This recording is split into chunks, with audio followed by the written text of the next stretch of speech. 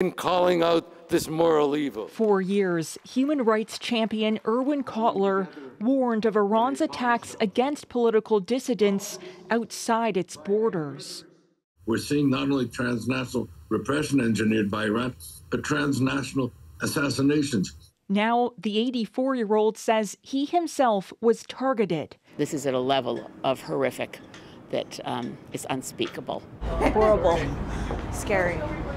As first reported by the Globe and Mail, the former justice minister says he was informed by the RCMP of an imminent threat against his life last month, a plan by agents of Iran to kill him within 48 hours, an attempt ultimately foiled by police. When you have something as respectable as Mr. Irwin that could be, killed by a foreign country, I think it's a wake-up call for everyone.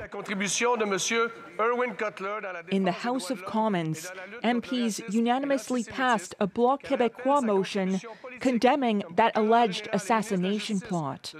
Any type of threats not going to be tolerated, and I have the confidence in our police forces to be able to handle this. Cotler was not available for an interview, but told Radio-Canada he remains under constant RCMP watch. He's had 24/7 protection since the Hamas-led October 7th attacks on Israel. Surprising because Irwin Cotler is a very prominent name. It's not surprising because it is consistent with past allegations concerning Iran. This defense expert says the Canadian government needs to better protect all citizens from the dangers posed by foreign regimes. But for all of the Chinese Canadian, Iranian Canadian, Indian Canadian activists and human rights militants and so on who don't have the visibility of Mr. Cotler, there is a need to reach out to them to better understand their needs, to better understand the threat level.